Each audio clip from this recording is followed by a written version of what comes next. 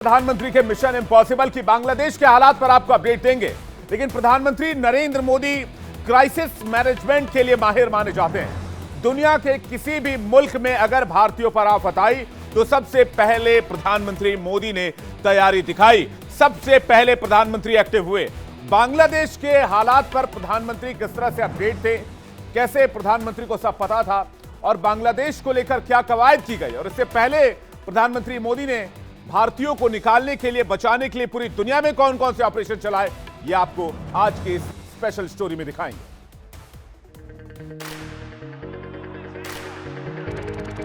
Mission impossible Bangladesh,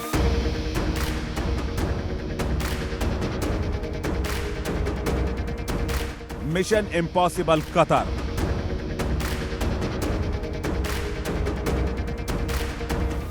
mission impossible रूस,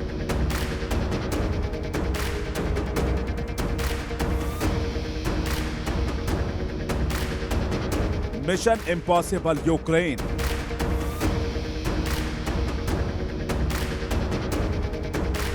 mission impossible Israel,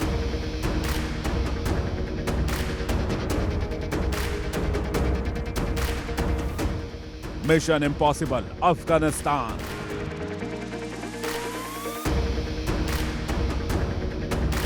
mission impossible Pakistan,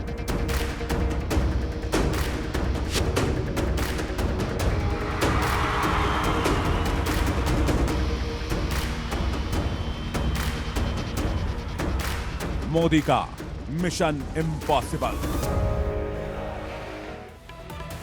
Modi सरकार में हिंदुस्तान का जलवा है। पूरी दुनिया में हिंदुस्तानी खुद को सुरक्षित महसूस करते हैं और दुनिया में जब भी कोई मुसीबत आती है भारत को उसका पहले ही आभास हो जाता है। अंतर्राष्ट्रीय पटल पर मोदी का डंका और विदेशी मंच पर भारत की कूटनीति का दबदबा ही है कि दुनिया में जहां भी हंगामा होता है, बवाल मचता है, पीएम मोदी वहां से पहले ही फंसे हुए भारतीयों को बाहर निकलने का कार्यक्रम शुरू कर देते हैं।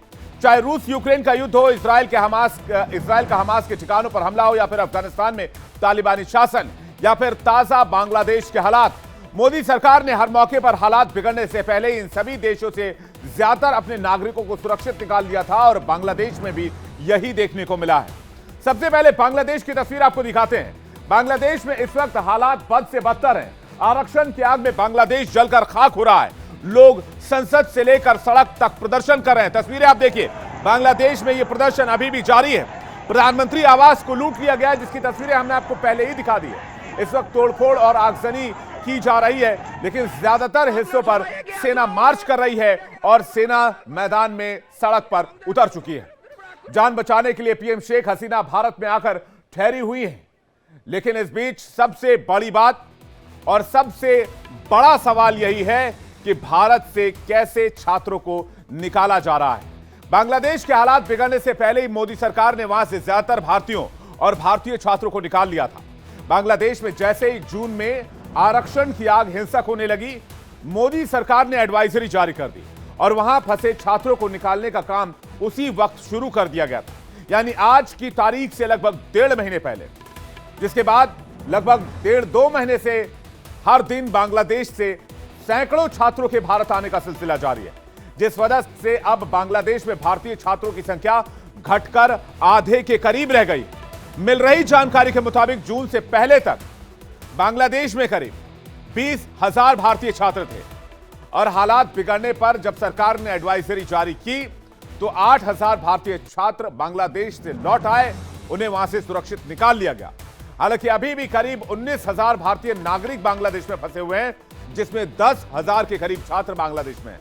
इन सभी को सुरक्षित निकालने के लिए भारत की सेना बांग्लादेश की सेना से टच में है, बातचीत कर रही है।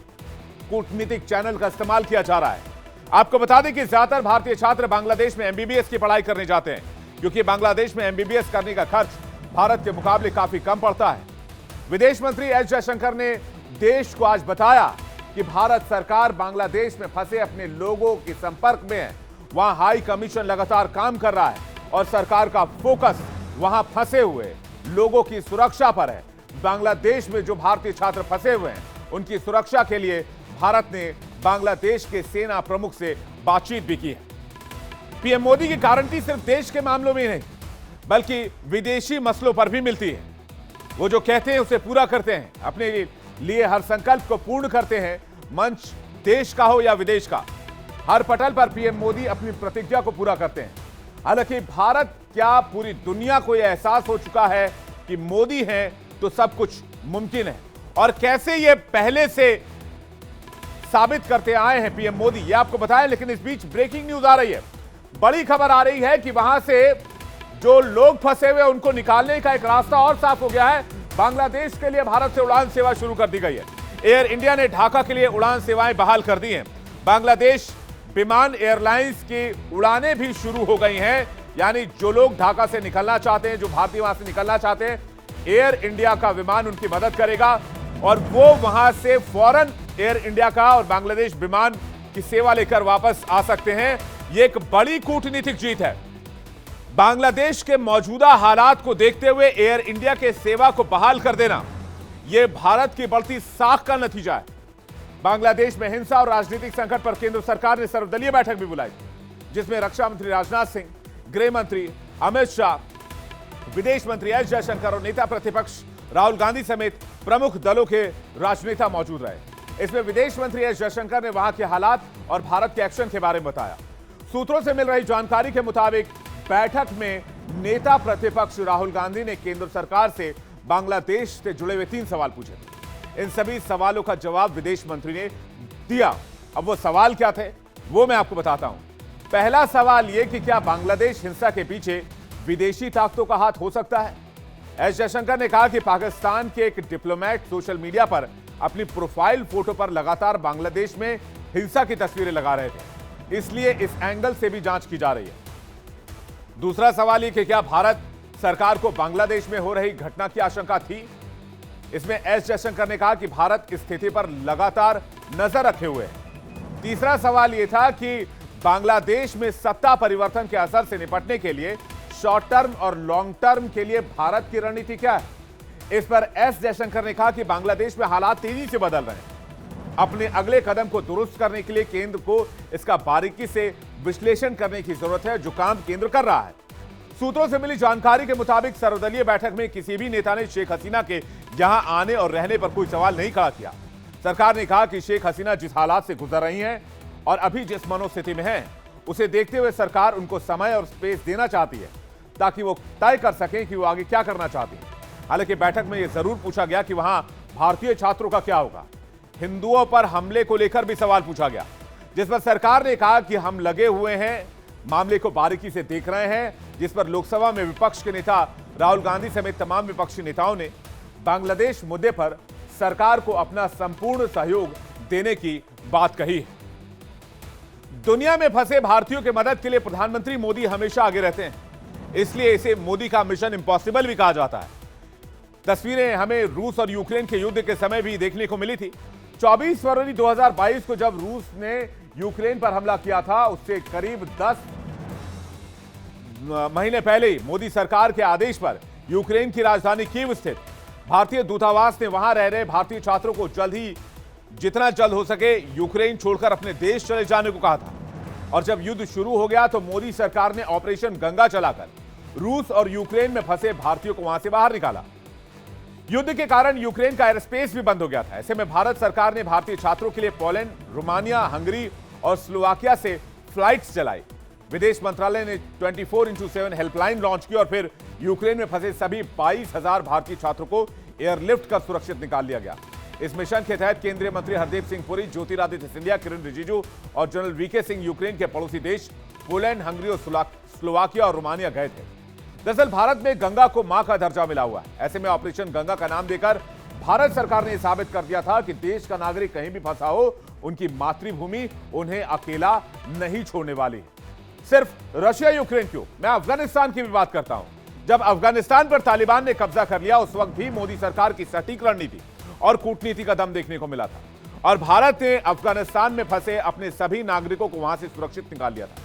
अफगान संकट के दौरान पहले वहां रह रहे भारतीयों को निकलने के लिए कहा गया था और जब तालिबान ने कब्जा कर लिया, फिर ऑपरेशन देवी शक्ति चलाकर भारतीय नागरिकों को अफगानिस्तान से निकालने का ऑपरेशन शुरू किया गया।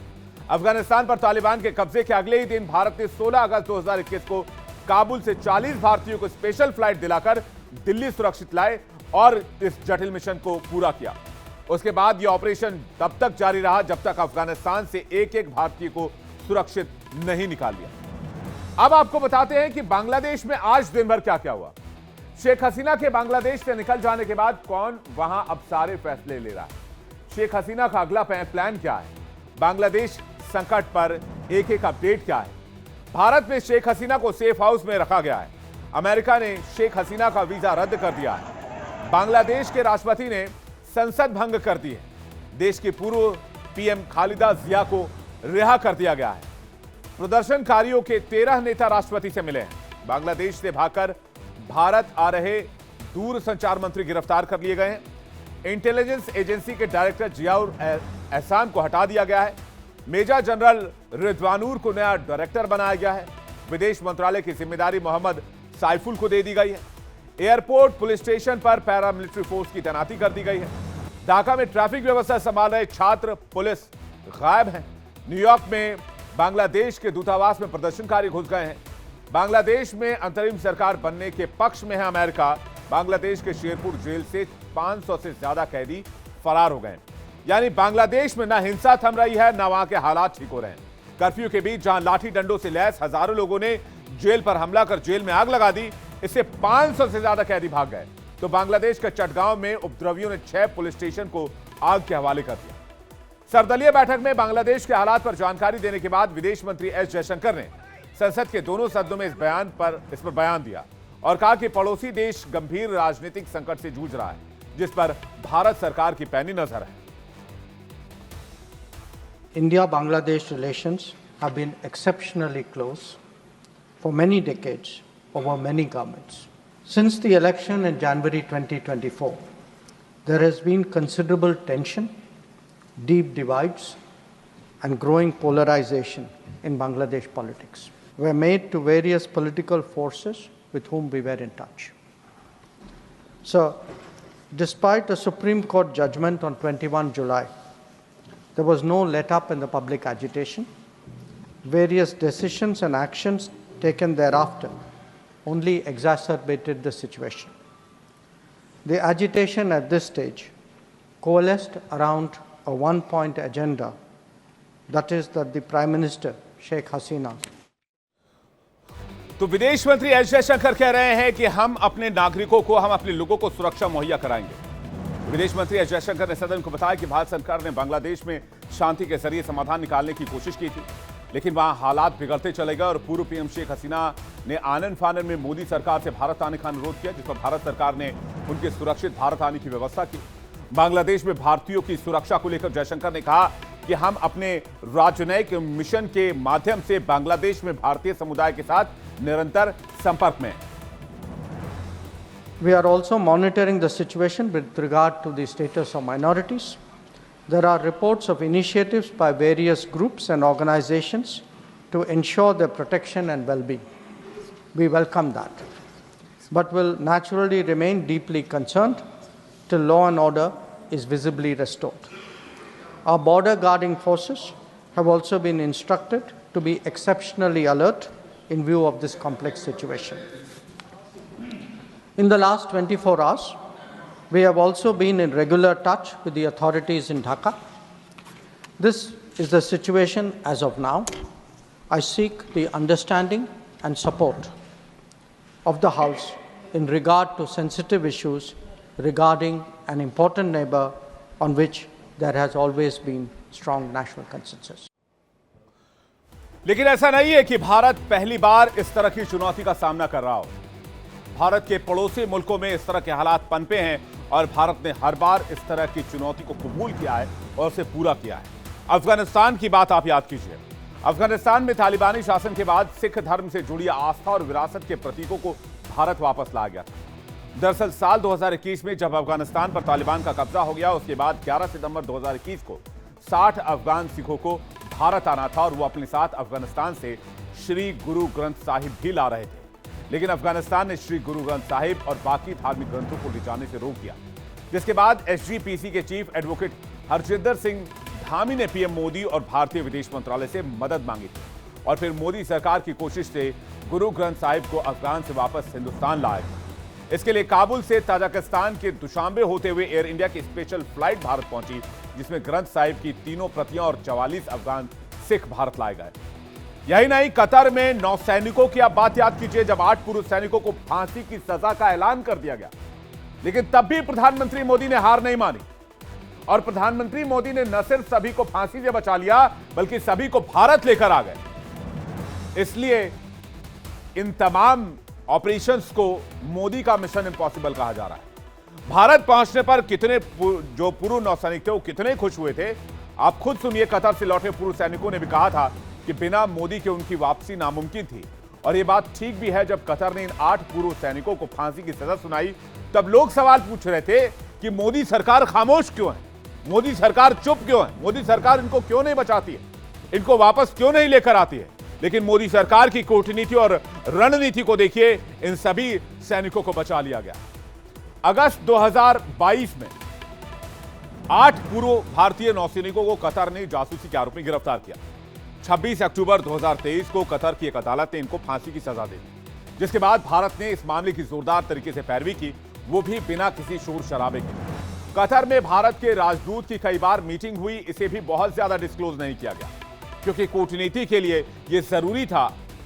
पूर्व नौसैनिकों के परिवार के सदस्यों को कॉन्फिडेंस में रखा गया और उन्हें भारत सरकार की तरफ से लगातार अपडेट दिया जा रहा था। मामला सिर्फ विदेश नीति तक ही सीमित नहीं रहा।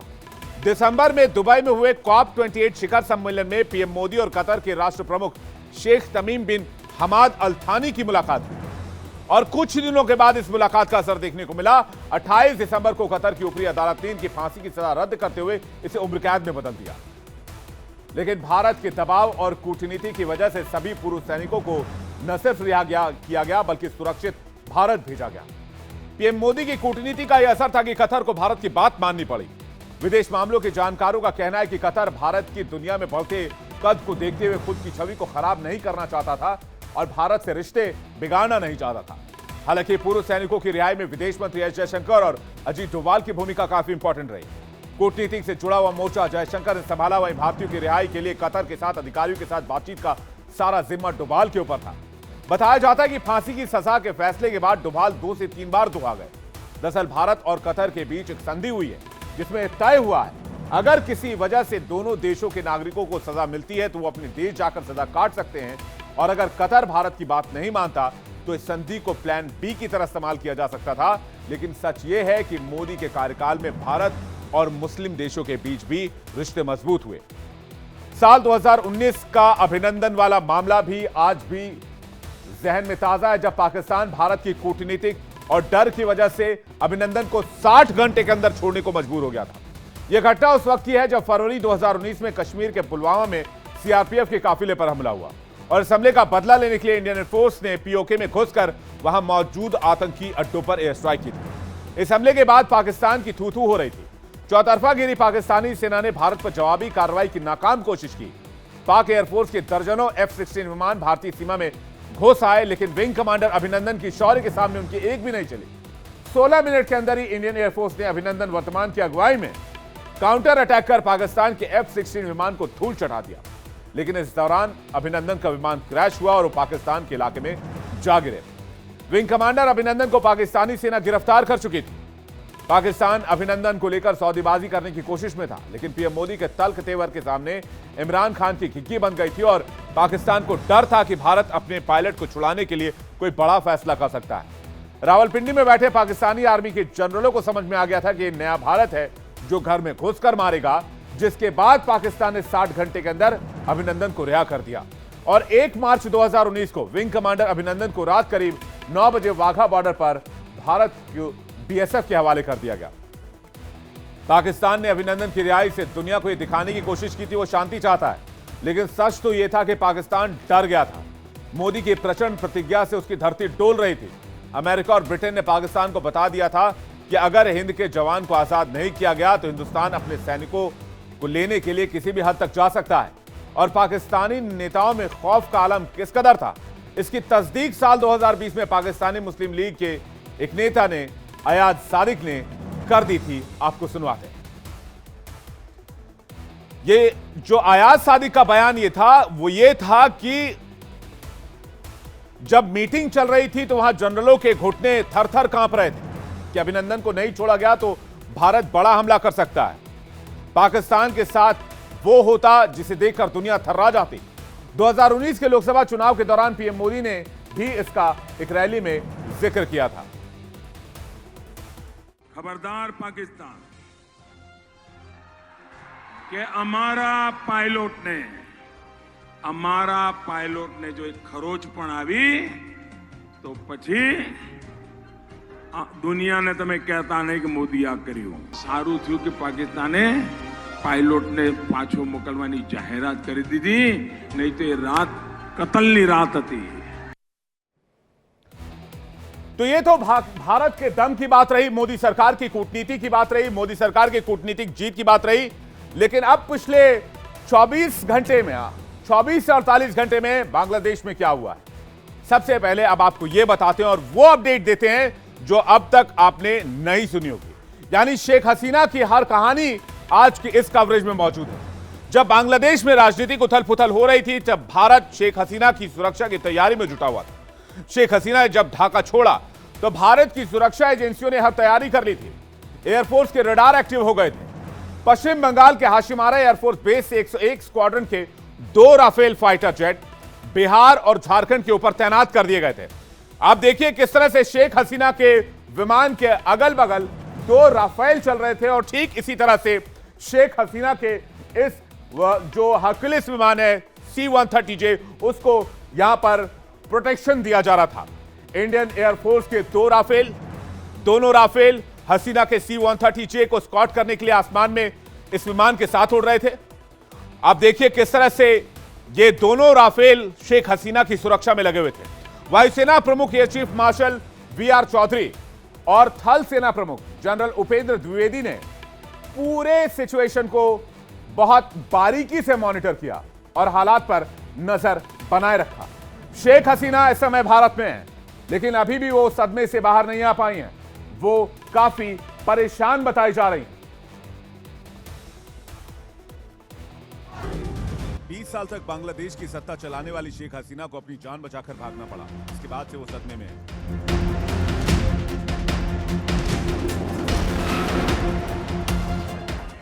बांग्लादेश में हुई हिंसा, तख्ता पलट और पीएम आवास से आई तस्वीरों को देखकर वो परेशान है। प्रधानमंत्री आवास लूट ली गई। अब शेख हसीना अपनी करीबियों की जान की फिक्र कर रही हैं।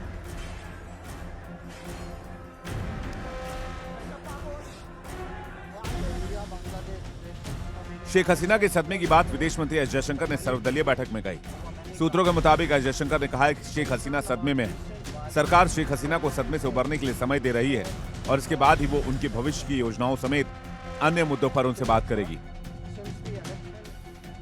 शेख हसीना के बेटे सजीब वाजेद जॉय के मुताबिक उनकी मां अब राजनीति में वापसी नहीं करेंगी। परिवार के कहने पर ही उन्होंने देश छोड़ने का फैसला किया।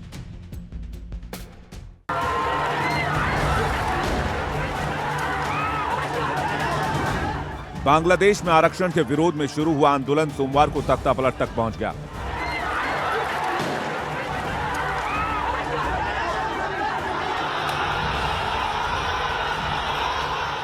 शेख हसीना को प्रधानमंत्री पद से इस्तीफा देने और देश छोड़ने के लिए सेना ने सिर्फ 45 मिनट का समय दिया था। बांग्लादेश के आर्मी चीफ जनरल वकार उज़्ज़मान ने शेख हसीना को जान बचाकर 45 मिनट के अंदर देश छोड़ने के लिए कह दिया था। आर्मी चीफ के देश छोड़ने के अल्टीमेटम के बाद शेख हसीना बतौर प्रधानमंत्री देश को संबोधित करना चाहती थी। इसके लिए वो अपना भाषण रिकॉर्ड करना चाहती थी, लेकिन सेना ने उनकी बात नहीं मानी। सेना के अल्टीमेटम के बाद हालात तेजी से बिगड़ रहे थे, जिसे देखते हुए शेख हसीना ने देश छोड़ने का फैसला किया, जो उनके लिए आसान नहीं था। शेख हसीना ने राष्ट्रपति मोहम्मद शहाबुद्दीन को अपना इस्तीफा सौंपा और जान बचाने के लिए बांग्लादेश से निकल गईं। शेख हसीना के बांग्लादेश छोड़ते ही सेना ने सरकार की कमान संभाली और आर्मी चीफ जनरल वकार उज़्ज़मान ने अंतरिम सरकार के गठन का ऐलान किया।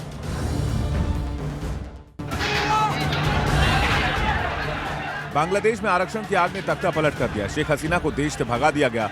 आरक्षण को लेकर लिए गए एक फैसले ने 60 दिन के अंदर पूरे बांग्लादेश को बदल दिया। बांग्लादेश 1971 में आजाद हुआ तो 80% कोटा सिस्टम लागू हुआ, जिसमें स्वतंत्रता सेनानियों के बच्चों को नौकरी में 30%, पिछड़े जिलों के लिए 40%, महिलाओं के लिए 10% का आरक्षण दिया गया। सामान्य छात्रों के लिए सिर्फ 20% सीटें रखी गई। कुछ विरोध के बाद 1976 में पिछड़े जिलों के लिए आरक्षण को 20% कर दिया गया। सामान्य छात्रों को इसका थोड़ा फायदा मिला, उनके लिए 40% सीटें हो गईं। 1985 में पिछड़े जिलों का आरक्षण घटाकर 10% कर दिया गया और अल्पसंख्यकों के लिए 5% कोटा जोड़ा गया। इससे सामान्य छात्रों के लिए 45% सीटें हो गई। शुरू में स्वतंत्रता सेनानियों के बेटे बेटियों को ही आरक्षण मिलता था। कुछ साल बाद स्वतंत्रता सेनानियों के बच्चों को मिलने वाली सीटें खाली रहने लगी। इसका फायदा सामान्य छात्रों को मिलता था। हालांकि 2009 में स्वतंत्रता सेनानियों के पोते पोतियों को भी आरक्षण मिलने लगा। इससे सामान्य छात्रों की नाराजगी बढ़ गई। साल 2012 में विकलांग छात्रों के लिए 1% का कोटा जोड़ा गया। इससे कुल 56% हो गया। सामान्य वर्ग के लिए 44% सीटें ही बची। 2018 में 4 महीने तक छात्रों के प्रदर्शन के बाद हसीना सरकार ने कोटा सिस्टम ही खत्म कर दिया।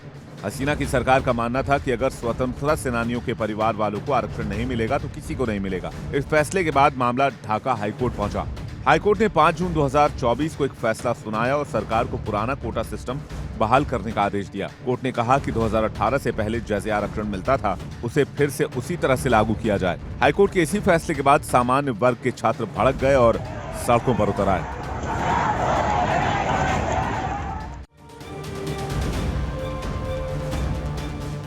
आरक्षण को लेकर हाईकोर्ट के फैसले के बाद बांग्लादेश में प्रदर्शन हो रहे थे। इसी दौरान 14 जुलाई को एक इंटरव्यू में शेख हसीना ने कहा था, अगर स्वतंत्रता सेनानियों के बेटे पोते को आरक्षण नहीं मिलेगा तो क्या रजाकारों के पोते पोतियों को आरक्षण मिलेगा। रजाकारों के जिक्र भर से ढाका में चल रहा विरोध प्रदर्शन हिंसक हो गया, क्योंकि बांग्लादेश में गद्दारों को रजाकार कहा जाता है। प्रदर्शनकारी छात्रों ने उस सरकारी टीवी चैनल में आग लगा दी जिसमें शेख हसीना ने इंटरव्यू दिया था। कुछ रिपोर्ट्स में दावा किया गया था कि शेख हसीना ने प्रदर्शनकारियों को अपमानित करने के लिए और जनता के बीच उनकी छवि को उपद्रवी बताने के लिए उन्हें रजाकार कहा था। यही बात शेख हसीना पर भारी पड़ गई। अपने बयान से पहले शेख हसीना ने यह भी नहीं सोचा होगा कि प्रदर्शनकारी को रजाकार कह देना उनकी सरकार को इतना भारी पड़ेगा कि बांग्लादेश का प्रदर्शन पूरी दुनिया की निगाह में आ जाएगा। छात्रों ने रजाकार शब्द को सरकार के खिलाफ अपना हथियार बना लिया। उन्होंने जनता के बीच ये मैसेज दिया कि सरकार कैसे परीक्षा की तैयारी कर रहे छात्रों को सिर्फ अपनी मांग रखने के लिए गद्दार साबित करना चाहती है। शेख हसीना के बाद उनकी पार्टी के बाकी नेताओं ने भी इसी तरह का बयान देकर प्रदर्शनकारी छात्रों के आक्रोश को और भड़काया। उनके कैबिनेट में मंत्री रहे दीपू मोनी ने तो यहां तक कह दिया था कि रजाकारों को बांग्लादेश के पवित्र झंडे को थामने का कोई हक नहीं है।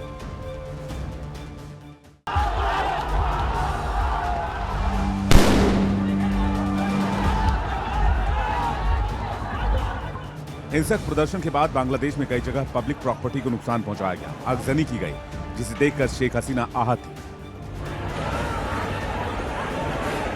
हिंसक प्रदर्शनों के बाद हुए नुकसान को देखने के लिए 25 जुलाई को मीरपुर 10 मेट्रो स्टेशन का दौरा करने के लिए शेख हसीना पहुंची थी। इस दौरान मेट्रो स्टेशन में हुई तोड़फोड़ को देखकर शेख हसीना के आंसू निकल पड़े। इस दौरान वो अपने आंसुओं को टिश्यू पेपर से पोंछती नजर आई थी। प्रदर्शन में 200 से ज्यादा छात्रों की मौत हुई थी। छात्रों की मौत पर उन्होंने एक शब्द नहीं कहे, जिसके बाद जन आक्रोश और भड़का। पिछले महीने विरोध प्रदर्शन को लीड कर रहे 6 लोगों को डिटेक्टिव ब्रांच ने सेफ रखने के नाम पर 6 दिनों तक बंधक बनाकर रखा। इनमें से नाहिद इस्लाम, आसिफ महमूद और अबू बकर मजूमदार घायल थे, जिनका अस्पताल में इलाज चल रहा था, जहां से इनके समर्थक इन्हें अपने साथ ले गए थे। इसके बाद इन लोगों ने आंदोलन को वापस लेने के लिए जबरदस्ती वीडियो बनवाने का आरोप लगाया। तब बांग्लादेश के गृह मंत्री ने दावा किया था कि इन्होंने अपनी मर्जी से आंदोलन को खत्म करने की बात कही है। लेकिन सरकार पर जबरन वीडियो बनवाने, छात्रों के लिए एक शब्द भी न कहने और पब्लिक प्रॉपर्टी के लिए आंसू निकालने पर प्रदर्शनकारियों का गुस्सा और भड़का, जो इतना बड़ा हो गया कि हजारों लोग सड़कों पर उतर आए और आखिरकार शेख हसीना को प्रधानमंत्री पद से इस्तीफा देना पड़ा। शेख हसीना के आज पतन का दौर चल रहा है। उन्होंने भारत में शरण ली है, लेकिन शेख हसीना की राजनीति में एंट्री आज की नहीं है, बहुत पुरानी है। शेख हसीना की जब शादी हुई, वो शादी के बाद जर्मनी शिफ्ट हो गई। वो राजनीति से दूरी बना चुकी थी, लेकिन नियति को कुछ और ही मंजूर था, जिसके बाद वो फिर बांग्लादेश लौटी और 20 साल तक सत्ता पर काबिज रही। 1947 में जन्मी शेख हसीना मुजीबुर रहमान की बड़ी बेटी हैं। बचपन से ही वो अपने पिता से काफी प्रभावित रही। कॉलेज के दौरान शेख हसीना में उनके पिता की झलक दिखती थी। कॉलेज के दिनों में ही शेख हसीना ने छात्र राजनीति में एंट्री की। ढाका विश्वविद्यालय में स्टूडेंट लीग में महिला विंग की महासचिव बनी, लेकिन राजनीति में एंट्री नहीं ली, बल्कि शादी करके जर्मनी चली गई। राजनीति से पूरी तरीके से वो कट गई। लेकिन 1981 में शेख हसीना के पिता की पार्टी आवामी लीग की अध्यक्ष बनी। वो बांग्लादेश वापस लौटने का फैसला किया और जब वो बांग्लादेश वापस लौटी तो जनता ने उनका भव्य स्वागत किया। लेकिन तत्कालीन सरकार को ये स्वागत हजम नहीं हुआ और वो गिरफ्तार कर ली गई। लेकिन उन्होंने राजनीति में अब पूरी तरीके से एंट्री कर ली थी। शेख हसीना 1981 से 1986 तक कई बार गिरफ्तार हुई। 1986 में जब ये तय हुआ कि बांग्लादेश में चुनाव होंगे, शेख हसीना रिहा कर दी गई। उसके बाद वो पूरी ताकत के साथ चुनाव लड़ी और 100 सीटों पर जीत हासिल कर विपक्ष में बैठी। चलिए बात करते हैं उस खबर की जिसमें पूरे देश की निगाहें टिकी और पूरे देश ही नहीं पूरी दुनिया की निगाहें टिकी हैं। आज मुकाबला भारत बनाम जर्मनी का है और पेरिस में होने जा रहे इस मुकाबले पर पूरी दुनिया की नजर है और इसलिए मुकाबला नहीं, भारत और जर्मनी के बीच मुकाबले को महामुकाबला कहा जा रहा है। हम आपको दिखाएंगे एक्सक्लूसिव स्टोरी। फोन पर वीडियो कॉल पर टीम इंडिया के खिलाड़ी और इंडिया डेली के साथ उत्तर प्रदेश के 2 खिलाड़ियों का परिवार और कोच सब होंगे हमारे साथ अगले आधे घंटे में, तो बने रहिए और जमे रहिए हमारे साथ। सेमीफाइनल में आपको बता दें जर्मनी को हराकर टीम इंडिया फाइनल का टिकट कटाने के लिए मैदान में आज उतरने वाली है। इससे पहले पेरिस पहुंची टीम को मां का आशीर्वाद मिला। इंडिया डेली एक्सक्लूसिव आपको दिखाते हैं वीडियो कॉल ने कैसे हॉकी के सुपरस्टार्स के हौसले बुलंद किए। तस्वीर लेकर आइए। हॉकी टीम के सुपरस्टार यूपी के गाजीपुर के रहने वाले राजकुमार पाल ने वीडियो कॉल पर मां से बातचीत की। ये देखिए तस्वीरें आप देख रहे हैं, ये तस्वीर आप देख रहे हैं, ये एक्सक्लूसिव तस्वीर है जो इस वक्त आप देख रहे हैं। राजकुमार पाल ने अपनी माता जी से फोन पर बातचीत की है। जरा एक्सक्लूसिव लगाइए इस विजुअल पर और फुल स्क्रीन दर्शकों को दिखाइए। महामुकाबले से पहले सुपर एक्सक्लूसिव हम आपको तस्वीर दिखा रहे हैं। हॉकी के सुपरस्टार यूपी के गाजीपुर के रहने वाले राजकुमार पाल ने वीडियो कॉल पर बातचीत की है मां से और भाभी से जीत का आशीर्वाद लिया है। राजकुमार की मां ने क्या कहा आपको सुनवाते हैं। आराम से अथवा में का बोलत हम का ये देवी देवता मना जीत के नारा लगावत, झंडा लहरावत, भैया हमार टीम के साथ पूरा गांव का नाम रोशन करत अपन अपने राजभवन में आ जाए। ये लोग आए हुए, ये लोग ये बात ये थी भैया जात हुआ, अब खेलने की जात हुआ एक बार। हाँ भैया तैयारी खूब ठीक से ठेकान से भैया हमारे खेलना टीम के साथ अपन झंडा लहराते हुए आराम से खेल के ओलंपिक जीत के आना देश का यह लक्ष्य पूरा कर दो हमारे बेटा का। माता जी अभी राजकुमार पाल से आपकी वीडियो कॉलिंग बात हो रही थी, क्या उन्होंने कहा है आपसे? यह कहना कि अब तो कहना कि भाई कुछ ना बता सकते है भाई टीम के साथ और बात वहाँ जाई, अब जैसे खेलियाँ वैसे पार लगे। क्या कह रहे थे राजकुमार अभी आपसे? कहना माता बोर्ड पर थी, अब जा थी मैं खेलने के, अपन दुआ आशीर्वाद दो, अब हम खेल के जीत के ओलंपिक आएंगे। अच्छा, आपसे आशीर्वाद लेने के लिए फ़ोन किए थे? हाँ, आशीर्वाद जहाँ जाते हैं जहाँ खेलते हैं तहाँ जब खेले के पहले 10 मिनट हमारे खेल फ़ोन करते हैं। आज अभी देखा गया कि मैच से पहले अभी राजकुमार पाल से आपकी वीडियो कॉलिंग बात हो रही थी, क्या बातें हुई हैं? बात यही हुई कि हम लोगों ने उनके कल की बहुत सारी शुभकामनाएं दी उनको और गोल्ड मेडल लाने के लिए, जीतने के लिए शुभकामनाएं दी और उनके मतलब परफॉर्मेंस के लिए या बहुत अच्छा खेले और देश के लिए मेडल लेकर और जीत के आए। तो क्या लग रहा है जिस तरीके से पिछला मैच आपने देखा है, क्या पिछला मैच कैसा रहा? मैच हम लोग देखे, हम लोग को खुशी का ठिकाना नहीं था, ऐसा परफॉर्मेंस था और यही उम्मीद करते हैं कि उससे बेहतर होगा कल की आज का सेमीफाइनल मैच। अभी जब राजकुमार पाल साहब की वीडियो कॉलिंग बात हो रही थी तो क्या बातें हुई, क्या कह रहे थे वो? वो कह रहे थे कि उससे भी अच्छा परफॉर्मेंस होगा और हम लोग भी उम्मीद करते हैं पूरे इंडिया टीम से और उससे भी अच्छा उन लोग परफॉर्मेंस करेंगे और इंडिया के लिए मेडल लेकर आएंगे। आज के मैच से क्या उम्मीदें हैं? आज के मैच से यही उम्मीदें हैं कि जो हम लोगों ने पिछला उन लोगों का परफॉर्मेंस देखा है उससे अच्छा और बहुत बेहतर परफॉर्मेंस होगा और मेडल तो तय है कि लेकर ही आएंगे, वो लोग जीत के ही आएंगे।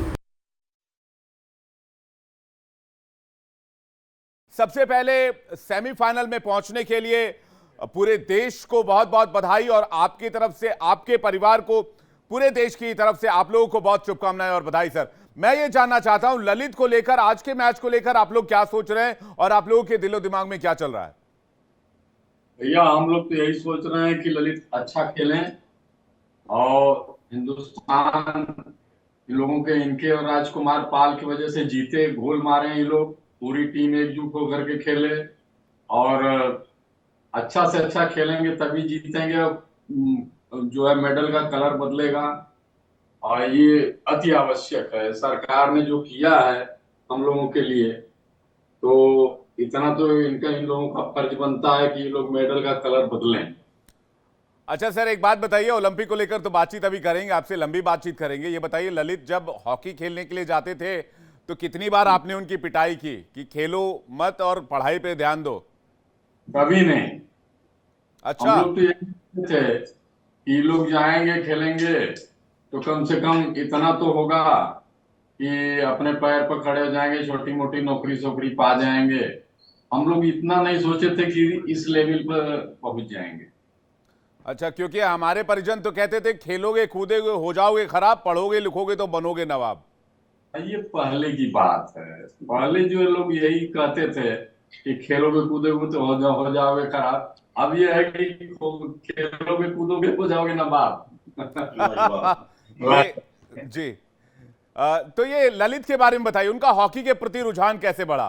क्योंकि इस देश में क्रिकेट बहुत खेला जाता है, क्रिकेट हर गली नुक्कड़ हर चौराहे पर क्रिकेट खेला जाता है, और क्रिकेट को लेकर ही आज के युवा बहुत ज्यादा सपना बुनते हैं, और हॉकी को लेकर बहुत ज्यादा रुझान नहीं देखने को मिलता है। ज्यादातर युवा क्रिकेट की तरफ जाते हैं। क्रिकेट में पैसा है, ग्लैमर है, आईपीएल जैसा इवेंट है, इसके अलावा दुनिया में अलग अलग देशों में अलग अलग तरह के इवेंट हैं। तो फिर हॉकी ही ललित ने क्यों चुना सर?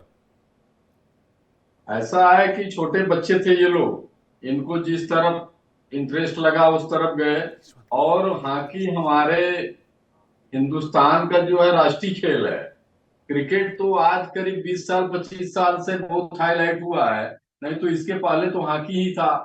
और पूरा ऑल वर्ल्ड में जितनी जगह हॉकी खेली जाती है उतनी जगह क्रिकेट थोड़ी खेला जाता है। क्रिकेट तो जो है वही 20 22 25 देशों में खेला जाता है, हॉकी जो है पूरा ऑल वर्ल्ड में खेला जाता है।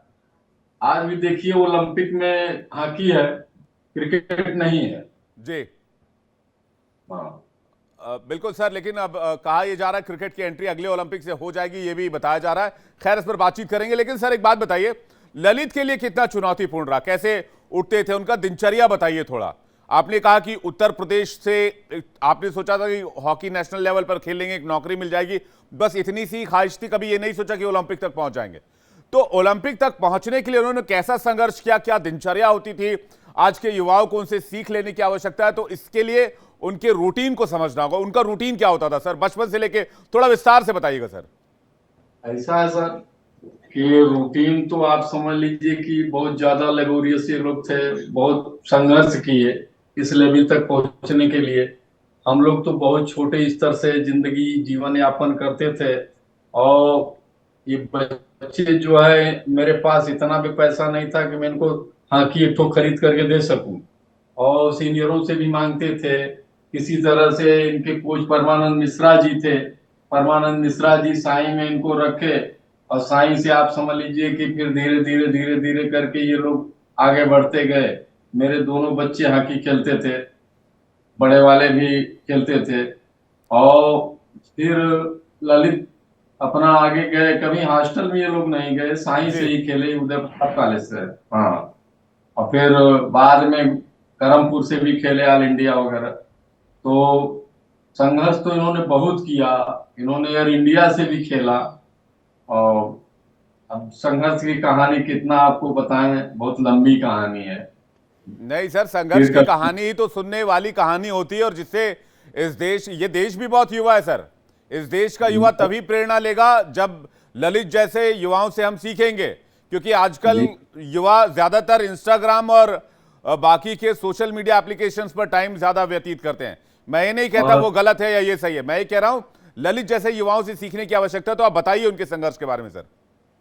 संघर्ष तो यही है सर कि समझ लीजिए इतना तो आप समझ लिए ना, दर्जा अच्छा से ये लोग हॉकी खेलना शुरू किए और हॉकी खेलने के लिए, हॉकी खरीदने के लिए पैसे नहीं थे जी और परमानंद मिश्रा जी जो थे इनके कोच साहब, जो इनको साई में रखे फिर, तो उन्होंने भी बहुत सी हॉकी वगैरह दिया। बहुत से सीनियर थे ऐसे जो कि इनको हॉकी दिए खेलने के लिए, इनको अमीर लोगों को। अब जी बड़े खुश होते थे ये लोग जो उनकी पुरानी हॉकियां लेकर खाते थे, बहुत खुश होते थे कि फलाने भैया दिए, काने भैया दिए। आज उसी संघर्ष को याद करके ये छोटे बच्चों के लिए जो भी हॉकी वगैरह मंगाते हैं, बांटते हैं, और बड़े खुशी होते हैं कि अरे पापा बच्चे हैं खेलेंगे, सब आशीर्वाद देंगे, इनका आशीर्वाद पलेगा हम लोगों को। और भैया जब बच्चे खुश रहते हैं तो हम लोग भी खुश होते हैं कि चलो जाओ, आज वहां जा रहा है, आज वहां हॉकी बांटेगा, आज वहां जा रहा है, आज वहां गेंदा बांटेगा। जब आता है तो यही सब करता है, फुर्सत में रहता है। जी जो इनका कांटेक्ट है एसएनएस से, वहां से आते हैं, वो हॉकी वगैरह मंगाते हैं तो ले जाते हैं, बच्चों में बांटते हैं। सर, आपके फ्रेम में 2-3 लोग और नजर आ रहे हैं, एक बार उनसे भी परिचय करवा दीजिएगा। उसके बाद राजकुमार जी के परिजन भी हमारे साथ गाजीपुर से जुड़ गए, उनसे भी बातचीत करेंगे। तो फ्रेम में आपके आपके आपके अगल बगल कौन कौन बैठा हुआ है सर? ये देखिए, वो रवि सिंह है और ललित का संघर्ष बहुत जबरदस्त रहा है और आज हम लोग ललित के नाम से जाने जा रहे हैं। तो भगवान करे सबके घर में एक ललित पैदा हो। हम उसके चाचा हैं। जी, माता जी भी बैठी हुई लगता है, माता जी से भी बात कराइए जरा। माता जी नमस्ते, कैसा लग रहा है आज आपको? बहुत अच्छा लग रहा है भैया, बहुत ही अच्छा लग रहा है। हम लोग के पास कोई शब्द नहीं है और आज सेमीफाइनल में जीत जाए तो उससे तो सोने पे धागा हो जाएगा। तो माता जी आपने कभी रोका टोका नहीं ललित को? क्या दिन भर खेलते रहते हो, कभी पढ़ाई लिखाई कर लिया करो। ऐसे हम लोग माहौल में ही थे, हम लोग की कोई बहुत बड़ी, हम लोग के पास ना ही कोई संपत्ति थी, बस कुआं खोदो पानी पिए। तो हम तो यही सोचते कि कुछ लोग को देखे हॉकी खेलते हुए तो हम सोचे कि बड़े वाले को भेजे, फिर छोटे वाले को भी लगा दिए कि भैया, यही सुने थे कि हॉकी बच्चे खेलते तो उनको नौकरियां मिलती है सरकारी, लेकिन ये नहीं कभी सोचे थे कि इतने ऊपर तक जाएंगे बच्चे मेरे। बस वही लालच थी कि हमारे पास तो कोई संपत्तियां हैं नहीं, कम से कम बच्चों को नौकरी मिलेगी तो उनकी भविष्य आगे की अच्छी रहेगी, इसीलिए हम लगा दिए और अपना किसी तरह संघर्ष करते करते आज विश्वनाथ की कृपा है कि इतना ऊपर ललित गए हैं। आप लोग हम लोग से बात कर रहे हैं, ये हम लोग को बहुत खुशी है जी। तो लड्डू वड्डू बन रहा है कि नहीं बन रहा है? सर, आइए आप भी खाइए लड्डू। हमारे लिए पार्सल भेज दीजिएगा। अभी तो कवरेज पर ध्यान दे रहे हैं हम लोग, ओलंपिक की खबर दिखा रहे दर्शकों को। आप लोगों से दोबारा बातचीत करेंगे। माता जी आपके पास भी वापस आएंगे। राजकुमार के फैमिली वाले हमारे साथ जुड़ गए हैं। सर, बहुत बहुत स्वागत है आपका भी इंडिया डेली पर। हमारे साथ इस वक्त ललित के परिजन भी जुड़े हुए हैं, आप उनको स्क्रीन पर देख सकते हैं। तो सर, आप लोगों को कैसा लग रहा है? राजकुमार इतना अच्छा खेल रहे हैं और आज भारत सेमीफाइनल खेलने वाला है। 10:30 बजे से मैच होगा, फिर भारत फाइनल खेलेगा और पूरा देश यही मानकर चल रहा है। सर,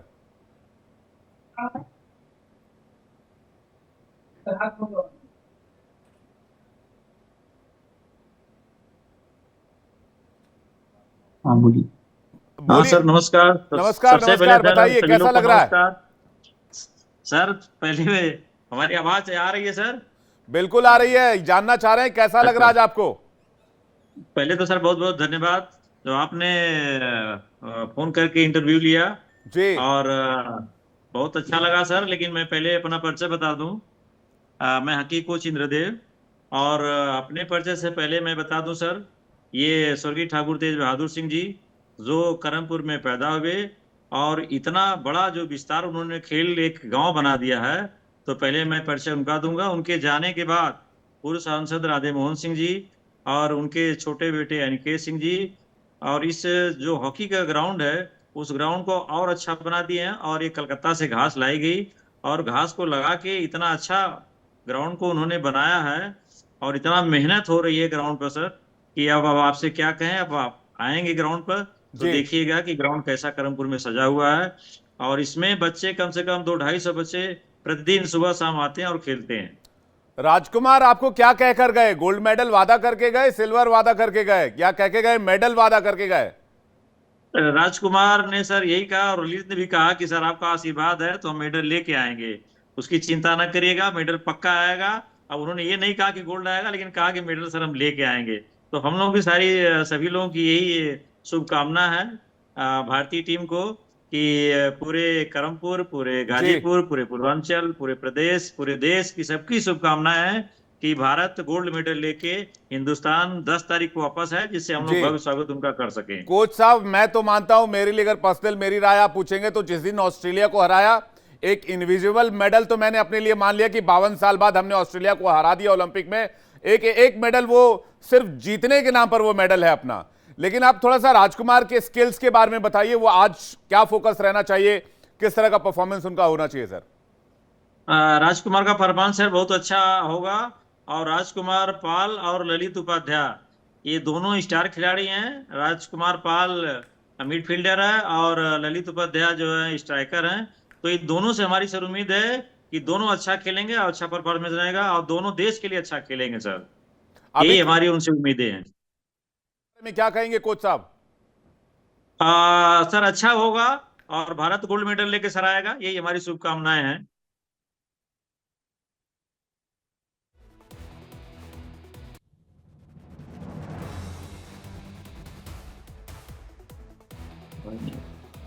कोच साहब, आज जो मैच है उसमें भारत की स्ट्रेटेजी क्या रहनी चाहिए? एक छोटा सा ये भी आंसर कीजिएगा, उसके बाद मैं ललित भाई के घर का रुख करूंगा। अच्छा सर, ये जो अभी आज का सर है, तो आज की अब कोच और बच्चों में क्या डिस्कशन हुआ सर, ये तो हमें नहीं पता, लेकिन अभी कुछ देर के बाद पता लग जाएगा सर, क्योंकि आपका डिबेट पहले हो गया है। अभी हमारी बात ललित और राजकुमार से हुई नहीं है। अब उनसे पूछेंगे तो क्या उनका बना हुआ सिस्टम सर, ये तो मैं नहीं बता सकता, लेकिन उनका जो मिडफील्डर क्या फुल बैक जो बाहर हो गया है सर, थोड़ा सा उससे दुख हुआ है। अगर वो रहते अमित रोहिदास जी तो थोड़ा सा और भारत के लिए अच्छा होता, लेकिन नहीं है। लेकिन बाहर बैठ के आशीर्वाद देंगे और बताएंगे भी कि आप सभी लोग अच्छा खेलें। जर्मनी की टीम को सर जर्मनी की टीम को कैसा देख रहे हैं आप भारत के अगेंस्ट? जर्मनी भी सर स्ट्रांग टीम है, ऐसा नहीं है कि जर्मनी हल्की टीम है। अच्छा, जर्मनी भी स्ट्रांग टीम है, लेकिन भारत की अपेक्षा हल्की है, क्योंकि अपने पूल की सर टॉप टीम है और भारत जो है अपने पूल का सेकंड है। तो इसलिए वो तो अभी जो देखा जाए तो भारत से ऊपर है, लेकिन भारत उनसे कम नहीं है। भारत भी खेलेगा और जीतेगा भी सर। चलिए अब चलते हैं ललित के घर पर। वाराणसी में पूरा परिवार इंडिया डेली के साथ जुड़ा हुआ है और हमसे बातचीत कर रहा है। माता जी से हमारी बातचीत हो रही थी। माता जी, इंडिया अगर जीत जाती है आज और अगर आज बेहतरीन खेल का प्रदर्शन होता है, आपने क्या तैयारी की आज शाम के लिए, ये बता दीजिए। अभी तो तैयारी तो बहुत सी है, लेकिन अभी जीते, फाइनल में पहुंचे, फिर पहले तो हम लोग भगवान का धन्यवाद करते, भगवान को दिया जलाते, उनका पूजा भी करते हैं। हम लोग पूजा कर, हमारे घर के देवता है, हम लोग रोज रूटीन हम लोग की रोज की है पूजा पाठ की, लेकिन पहले भगवान को दिया जलाने के बाद ही हम लोग कोई काम करते हैं। माता जी, कभी ऐसा हुआ कि ललित ने कहा हो कि अब नौकरी ढूंढनी चाहिए या नौकरी तलाशनी चाहिए? कभी कोई ऐसा वक्त आया इस पूरे सफर के दरमियान कि 1% चांस लगाओ कि अब खेल को छोड़कर इधर दूसरी तरफ बढ़ा जाए, तो आप लोगों ने पुश किया हो या फिर उन्होंने कहा हो कि नहीं हम इसी में बने रहेंगे, खेल इसी तरह जारी रखेंगे? नहीं, एक बार वह यूनिवर्सिटी खेले थे तो उनका प्लेस लगा था, तो उनके पापा बोले कि ज्वाइन कर लो, 2 ही साल का उसमें चांस रहता है, फिर आगे पता नहीं नौकरियां मिलेगी कि नहीं, लेकिन उनका मन नहीं किया। और फिर उनके कोच भी बोले कि नहीं, तुम रेलवे के लिए नहीं बने हो तो कुछ और करोगे, इसके ऊपर जाओगे, रेलवे मत ज्वाइन करना। फिर उनको उसके बाद उनको बीपीसीएल में बुलाया गया, फिर वहां से वहां नौकरी किए, वहां से उसके बाद जब ओलंपिक खेल के आए तो योगी जी से उन्होंने अपना डीएसपी की जॉब मांगी और वो खाकी वर्दी दिए। लेकिन मतलब बाबूजी का पूरा फोकस सरकारी नौकरी पर था कि एक सरकारी नौकरी निकल जाए बस बढ़िया से। उस समय ही ऐसा था ना कि हमको भी यही लगता था भाई कि क्या पता 2 साल बीत जाए, आगे नौकरियां न मिले। तो समय परिस्थिति ऐसी थी कि होता था कि जो आगे आया है उसी को पहले ले लो, पीछे कौन देखता है।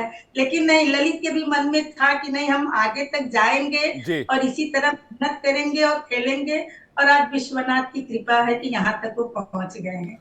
बिल्कुल माता जी, ललित के और ललित के पूरे परिवार के संघर्ष को इंडिया डेली तहे दिल से सलाम करता है और राजकुमार के संघर्ष को भी इंडिया डेली तहे दिल से सलाम करता है। और यूपी के इन दोनों लाल पर और पूरी टीम पर और पूरे देश की नजर बनी हुई है। हमारे साथ हमारे सहयोगी अनूप लखनऊ से बने हुए, उनके पास चलते हैं। अनूप, यूपी के 2 लाल और भारत के तमाम दिग्गज खिलाड़ी आज जर्मनी को पस्त करने के लिए मैदान पर उतरेंगे, क्या कहेंगे आप?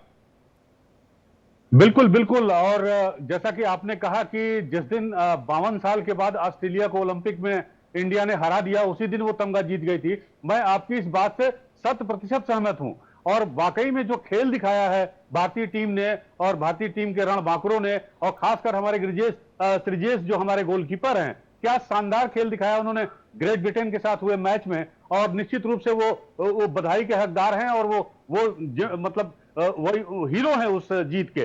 तो मुझे लगता है कि आज एक कमी जरूर है, जैसा कि राजकुमार के कोच बता रहे थे कि एक जो हमारे मिडफील्डर हैं वो नहीं खेल रहे हैं। 10 खिलाड़ियों से हमारी टीम खेलेगी, लेकिन हौसले 11 नहीं 21 के बराबर है। तो मुझे लगता है कि आज का मैच बहुत ही रोमांचक होगा और पूरी उम्मीद है मुझे कि भारतीय टीम जो है जिस जज्बे और जिस जोशो खरोश के साथ खेल रही है, तो आज निश्चित रूप से जर्मनी को हराकर वो आगे बढ़ जाएगी। बिल्कुल अनूप, और बेशक जो परिस्थितियां जब विपरीत हो तो फिर उसमें तैरने का मजा, कहते हैं मझधार में जब इंसान फंसता है तो उसको तैर कर पार करने का मजा कुछ और होता है। तो टीम इंडिया का एस्पेक्ट हम इस हिसाब से ले सकते हैं और आज के मैच को देखना बहुत इंपॉर्टेंट होगा। ललित के घर का रुख करते हैं, वहां पर पूरा परिवार हमारे साथ जुड़ा हुआ है। और माता जी, आपसे मेरा एक सवाल है, जो पूर्वांचल है वहां पर लोकगीतों की बड़ी एक तरह से पहचान होती है और लोकगीत हर मौके पर गाए जाते हैं। तो आज जब इंडिया का जर्मनी से इतना बड़ा मुकाबला है और यूपी के लाल राजकुमार और ललित दोनों एक बड़ा मुकाबला फेस करने जा रहे हैं, तो कोई गीत आपको लोकगीत याद आता हो जिससे आप उनकी हौसला अफजाई कर सकें या कुछ गाकर बता सकें? माता जी। गीत तो हमको बहुत नहीं आता है लोकगीत, लेकिन नहीं कहेंगे कि मेरे काशी का नाम रोशन कर दो काशी के लाल, और इससे आगे मैं क्या बोलूं, मुझे गाना नहीं आता है इतना। जी, और क्या पैगाम देना चाहेंगे आज ललित को? उनके भैया देंगे जी। अब यही शुभकामनाएं पूरे देश की, वो लोग अच्छा खेलें, बढ़िया खेलें और वर्ल्ड कप जीते, ओलंपिक जीते, गोल्ड मेडल पावे। और जो आपने कहा है सर कि एक कहावत है, खेले को कूदे को खराब। आज के समय में जो खेलेगा कूदेगा वो लाजवाब होगा और पूरा विश्व उसको जानेगा। और ललित के नाम से पूरा बनारस में सभी लोग उसको जान रहे हैं।